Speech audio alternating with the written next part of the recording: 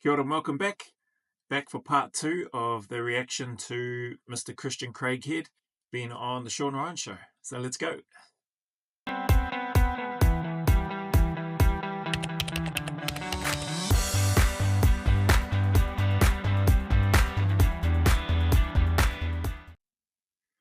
Right, and play. World, and people ride that.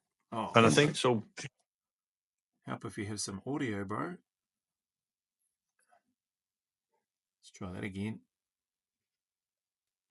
From a portrayal point of view, I mean, no one's totally innocent. Like I can say, like, oh, a girl may have dumped me or broke my heart, but I probably had something to do with it. And like, I'm not perfect. And then, but that's the thing is being alone. It's that feeling of alone. So like when you're just an only child, but then there's that thing when you find yourself on your own. I think from an early age, it was a defense mechanism for me to that. This was the piece from memory now. After part 1, he was talking about everybody betraying him, or people betraying him, or feeling betrayed. And this is on the back, I think, of one of Shawn Ryan's great questions that he seems very closed off, keeps a lot of things internalized and not wanting to open up. So this is Christian explaining and talking a little bit about where he feels that comes from for him. Then go, okay, I can do this. I'm strong. And then I'll move on and do things. And then every now and again, I sometimes let someone in. And then when I let them in, sometimes they might not see what they like, or I might show them too much. And it's this thing about being Christian Craighead versus my real self. And then they might not like what they see and then move on. And then I think I should have just lived like a lie. I should have pretended to be someone who I'm not. And that way everyone's happy. And every now and again, if you show them the real me, they might. That's crazy. It's crazy that somebody with his experience, his lived experience, his personal drive, clearly his physical ability that he had to be able to get into the special air service, but also more importantly his mental ability to endure and put up with the challenge that it was to go through selection, to go through their cycle, to serve on multiple operations, to do what he did in Nairobi. It just seems really strange and weird to hear somebody like him, speak like this about feeling like he should have just lied. He should have just lived a lie to try to fit in. That's just crazy to me. Yeah, weird. I don't know if anybody else thinks that's strange. For me, that seems strange. I think Shawn asked them questions in the first episode, like, what does it matter? Why do you worry so much, or why do you care? Words to that effect about what other people think about you. It's just interesting hearing his take and what's going on in his mind. Go, yeah, I didn't like that. I liked the normal person, because like in 2019 when I launched a one-man hostage rescue mission, if you like. Again, I don't want to go. I'm not going to go into the details of the thing. Life had prepared me for that moment, and it's a thought I have, and it's sometimes eating me up a lot. Is for life to prepare me for that day, I had to be different. And Millie who was Millie Chapin, the author of Terrorist Attack Girl, who was in the Dusit D2 hotel. So her husband said to her, sorry, like, Chris wasn't the right man at the right place that day. He was the man who had to be there that day, because everything in life had prepared me for that moment. The mindset, the skill set, everything was odd. Everything lined up for that. But then there's the thought of, in order to be that person for that day, maybe I'm like a tool, like a specialist tool, that it's really good for this job, and you might use it once, and then after that, it's useless. Oh. So I have, I have some. Far out. There's some deep thoughts going on in this gentleman's, legend's mind right now about himself and maybe his value, his worth. I don't know. That's what I'm getting as I sit here and listen and just try to process all this stuff. Yeah, he's had some terrible stuff happen to him as a young fella. He's gone through all of that. But man, it's sort of, there's a few things bundled up in just this short period of time. We're probably only a minute into this episode, and there's just a lot of stuff in terms of feeling like he should have lived a lie. Is he, maybe he's just a tool and that tool is just good for that one thing and then it's useless. I agree, he was the man that needed to be there that day. Things lined up not for him, but things lined up in such a way that he needed to be there, and he was there, and he was able to do what he did and saved hundreds of lives. But far out, there's some deep stuff clearly going on with Mr. Craighead, and hope he's doing well, man. This is crazy to hear, but awesome. Anyway, sometimes I think, can I fit in with normal society? And I'm not a crackpot, as you know. You met me personally, I've met your family, and but I just think, am I suitable for normal life? It sounds like you put a lot of maybe validity. I don't know if that's the correct word, but you really put a lot of importance on what other people think. Sometimes, yeah. I mean, why do you do that? I don't know. It's you. It's you. Who gives a shit if they don't like you? Yeah. Honestly. But it's this thing of trying to live my life and fit in. And then sometimes I'm like, yeah. Who do you want to fit in with? Well, I don't know. It's just like, get on in life. And it's like, what I'm chasing, it's this thing, like everything costs something. And I didn't wake up and became Chris Craighead.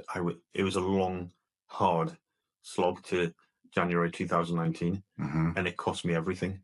It cost me family. It cost me relationships. It cost me my soul in some cases. And so it's coming, and that's one of the things that we may be getting ahead of ourselves. But about trying to find purpose in life, and right now I've got some things coming in, but I still in my mind think I don't know what I'm supposed to be doing. So part of me sometimes think, am I rounds complete? Have I done what I'm supposed to be put on this earth for, and now I'm just waiting to die? That term, that those that may not know, am I rounds complete? It's talking about, when your magazine's empty and you're out of rounds, or all your magazines are empty. You've expended all your ammunition, whether that be in a contact or on the range or whatever it is, in training and operations. Am I rounds complete? Is having that question thought to his head. Am I done? Have I spent everything? Have I used up everything that I have, all my ammunition, all my tools? And what am I supposed to do? This is sad, man. Like, for me personally, hearing Christian speak this way about where he's at, it seems like, I hope he's doing awesome now, but seems like a little bit of a lost soul. I like how he said he's not a crackpot. Like, I've not thought of him whilst I've been sitting here looking at this, that he's a crackpot at all. Just feel for the dude in terms of what he's feeling, what he's going through. But great questions from Shawn, who gives a SHIT what anybody else thinks. It's you, bro. It's, what do you want to try to fit in with everybody else for? Awesome questions, Mr. Ryan. Would you mind if I make a suggestion? Ooh. No. Do you think you're going to find what your purpose is by trying to cater to the crowd and fit in? I mean, yeah, and that's what I realised is that's what I was getting at. Is sometimes I'll open it and do it, and then go, no, what am I doing? And then withdraw in, and then so it's just trying to feel like we do, trying to see what works, what doesn't work. But going back to childhood, so they set the sack on fire, and I escaped. A good friend of mine said, "That's why Chris is how he is." So how am I? Well, those people might be horrified, or people might say, yeah, no big deal, what happened there as a kid. But that did something to me. Those types of incidents did something to me. As they would. And Yeah. what they did was, from a very early age of starting from about 4 years old and chipping away all the way up until teenager, is they made me not tolerate bullies. I'm still amazed that you can remember back to when he was 4. There's no way I haven't sat down and properly tried to remember what happened to me back when I was 4 years old. But I honestly, sitting here right now, I don't think I could, even if I sat down, meditated, found a quiet place and let my mind try to go back. I don't think I could remember back to that young, for me personally. What we missed, or maybe we've missed it, or maybe Mr. Ryan didn't get a chance to ask. He said, "May I make a suggestion?" Then he asked a question, which is around whether or not he thinks he's going to find what it is that he's looking for by trying to please anybody else. And I'm hoping that the suggestion, or whatever it is that Shawn was going to ask or make a suggestion of, comes up later, unless that was the suggestion. Sounded like more of a question, which was he was waiting for a response and then he was going to make a suggestion. But anyway, to stand up for people who can't stand up for themselves and do the right thing when you can. And that's why I think it's part of the training. Although it's horrific, and I'd hate to happen to if that happened to someone I love, and I'd go and hunt them people down. But it was required, I think. And that put me into this childhood flex of like acting. Like, for me, I was quite thin, small. So if I saw anyone as a threat, or if I saw I'd resort to violence straight away. I'd be like, yeah, someone like did something. I knew it was potential because I was small. So I'd just punch them in the face. Was it a temper or was it calculated?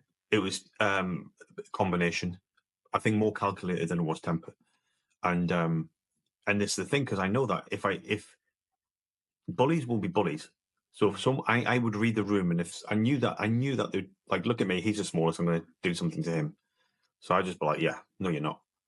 And obviously life in the 1980s was different. People had fist fights at school all the time. Mm-hmm. It's not like now it would be a huge thing.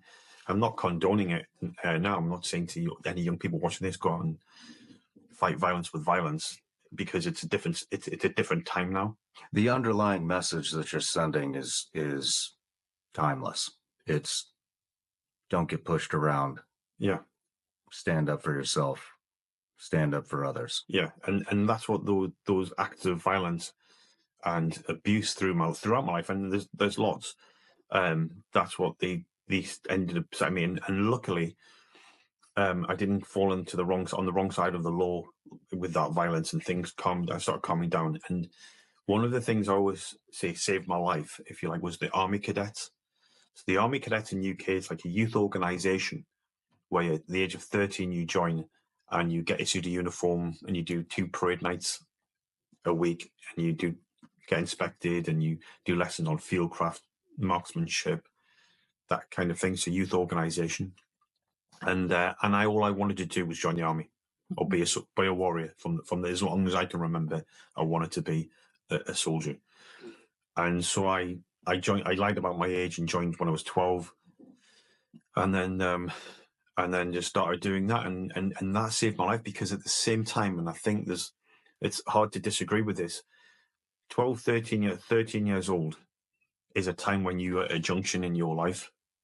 Like, you see, when a lot of people go, good kids fall prey to crime and drugs and things like that, it's usually around about the start point is usually about 13 years old. That's the time when they might be missing classes at school and going around smoking in the back of the school and doing whatever happens now. It's usually about that age when you start going off on the wrong track. And that certainly happened in my set of friends then. I was the only one who joined the Army Cadets. And those friends, people who I was friends with, I believe all of them have been inside prison now.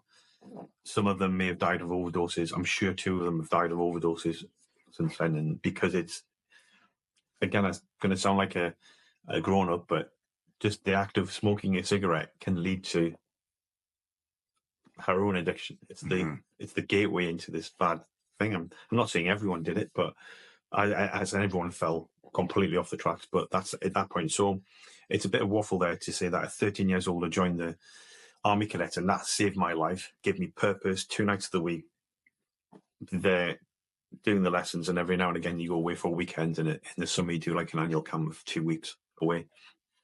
That's awesome. Cool to hear that he went to the Army Cadets and how it saved his life, his memory of that. Just, again, sitting there listening makes me think of my time in high school, and a good friend of mine, Mutu Williams, in high school, he was in the Navy Cadets. Well, he actually got me to join the Navy Cadets with him. The only reason I joined was because I was friends with him, not because I had any desire to want to join the Navy. I might have been around about the same age, maybe 13, 14, something like that. And when I went, I remember seeing the Army Cadets in the Army Hall in Gisborne, where I was from, and the Army Cadets looked way better. Like, just their uniforms looked better, the drill and the way that they did drill looked better. Us, where I was with my mate, it was cool that I was with my mate, but in the Navy uniform, the full blues and all that sort of stuff, I didn't like it. I liked it when we did some basic shooting stuff and some fieldcraft stuff.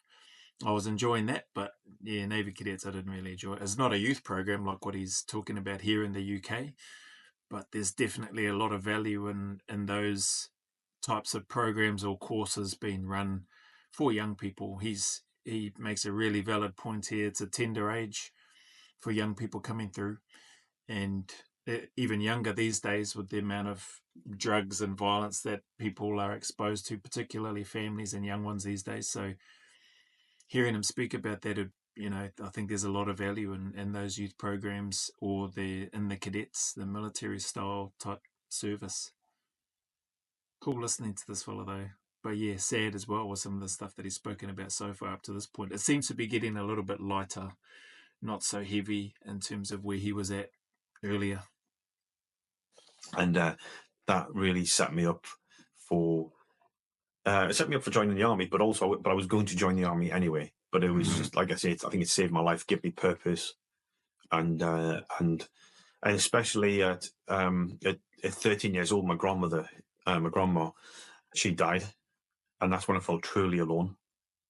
So yes, my mother may say she loved my ex-stepdad and other people, but it was only my grandmother who really knew me, who really believed in me, and really saw me for who I was.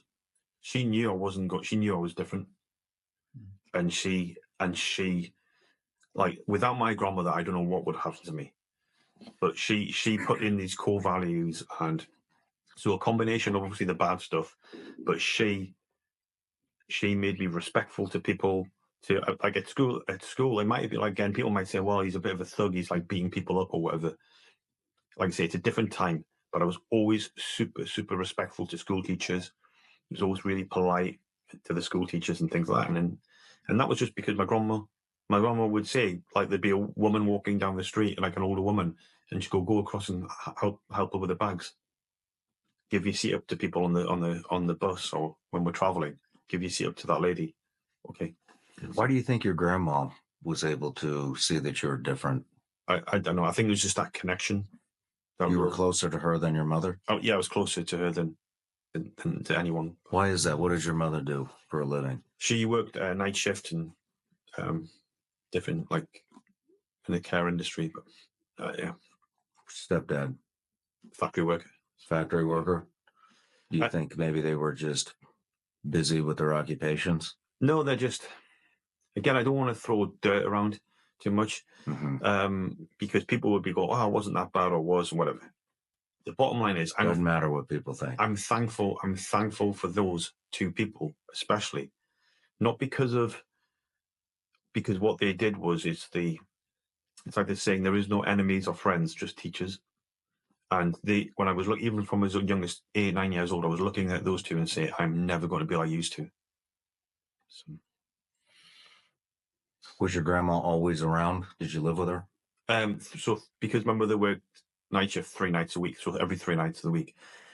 With my grandma, but every single day I went round to her house, and so every single day, with the exception of one day. So in 1989, I went away on with the school had like a weekend away, also always a week away, and like doing climbing and outdoor activities and things. And I had a camouflage jacket and my grandmother's doing I cut the tops off 2 pairs of socks, and then my grandma sewed them onto the cuffs, so it looked like, it's a thing that people used to do. But I lost my temper when she was doing that on the Sunday night, and then was screaming in the shower, and she was screaming in the shower at me. But it all came back together at the end, and I said sorry, and she'd always say, "Oh, you test the patience of a nun," and then the next day I went away that week, and usually I got back on the For me, this is cool, just listening and taking it in. There's not really a lot to react to. It's just mesmerizing at the moment, listening to what it is, him talking about, what is this part here? Finding your purpose. So it's in this segment here, finding his purpose. Clearly he found his purpose within the regiment, and it sounds like, he's a little bit of struggle, or whatever you want to call it, trying to find his purpose now, moving forward, maybe. But yeah, just his upbringing, there's a lot of, I would imagine there's a lot of parallels between his upbringing and many people around the world, including mine. So I've been able to pick out a whole bunch of similarities. He's an only child, never met his father. I met my father much later on, late 30s, already had 6 children by then. I've got a couple of half sisters, half brothers. I think he mentioned he's got half siblings somewhere. Very close to his grandmother. I'm on the opposite. I was close to my mum, even though she worked 2, sometimes 3 jobs, and often at nights as well, early mornings and sometimes night shifts, to the point where she wanted me to have a good upbringing and looked to whangai me to my auntie and uncle, who did a great job. They took me in for a year, but I didn't care. I wanted to be with my mum, even though she was unable to be around a lot of the time. So yeah, I was definitely still close to my mum than I was to my grandmother, even though my grandmother was around. But yeah, so many parallels, similarities. No doubt those that have watched this interview, or those that might be watching this reaction, will probably identify a lot of similarities in your upbringing too. Maybe worse, maybe similar, maybe not so, maybe not as bad as what his has been. I think it was the Sunday, or was the Sunday, and for the first time ever, I didn't go to a house on the way home from school, because it's kind of on the way, and I think it was because I was carrying gear and stuff, so I went straight home. But as soon as I got home, I picked up the telephone and give her a call and say, "Hey, Grandma, yeah, it was a good week," and we're talking, and I said, "Oh, I'm not coming around tonight," and then she was going to go babysit for my some other members of family. I said, "I'll see you tomorrow," and she goes, "Yeah, I'll see you tomorrow," and she goes, "I love you too." Like I did every day, always called her. Remember, this is before mobile phones. And then she went to my auntie's house, and then my stepdad got a call. He looked and didn't say anything. Then he said, "Look, just so you know, your grandma's had a heart attack. She's in hospital." So, yeah. So I just ran out the door and ran into my hometown. Don't know what I was doing. I don't know where I was running. I was just running. It's like like a irrational thing that you do is go out running. Like I just ran, and it was like dark. It was February evening. Forrest Gump. And and obviously now he can't do anything. He can't find me. So I'm just there, and then go to there's a church in town. And I didn't go to the church, but it's very old. And there's like a gateway sort of thing into the church, and it's got a cross on the top. and I was just sat on a bench opposite it, and I was looking at the cross, and I was just like pleading with God, please don't take her away from me. Like, because this is not supposed to happen. She's my only supporter. She's my link, and and more importantly, she's the only person who believes in me. And so I'm pleading with God, and then I run home. Then something makes me run home, and he goes, right, we're getting in a cab. We're going to the hospital, which was about 8 miles away. So we're going home and get to the hospital, and then I never saw her again, because as I walked in, she died. So the takeaway point from that is, I mean, it's always sod's law. The one time I didn't go to see it, and I always say, I've said it to so many people all the way through my life, is if you love someone or care for someone dearly, if you have an argument, whether it be your mother, brother, wife, girlfriend, friend, if you ever have an argument, don't leave on bad terms. Always resolve it, because there's always a possibility that's the last time you'll ever see them. That's a great point. Me and my wife have a rule. We never go to bed angry. Yeah. We always work it out before we go to bed. I commend those people, Christian with what he shared there, Shawn Ryan with what he shared there. I commend those people that are able to do that, that are able to work out whatever their challenges are, or whatever it is that they've been upset about with each other that in that moment or that day or that evening or whatever, before they go to bed, and that they can work it out. I'm still not in that space yet. Unfortunately, I wish that I could, but at this stage, man, if I'm upset about something, whether it be with my wife or with any of our children, yeah, I'm unable at this stage, or not unable, I'm unwilling. That's the piece that I recognize, is that I'm unwilling to lean into that space to try to resolve it. I'll let things sort of build up and fester. So much respect. Hopefully I'll get a few more years on, and then I can, or maybe in less time, and sort that out and try to address that. But at the moment, yeah, I haven't been able to do that. Even though I've heard many, many good people, just like these two good men on this podcast, this show, speak and encourage others to do, I'm still unwilling and too stubborn, too dumb, really, to take that on board yet and start applying it. But hopefully, more of these things happen, more of these interviews happen, more greater, wiser people than myself sharing these things slowly but surely. I think, I will eventually get it, and hopefully I crack it sooner rather than later. But anyway, I digress.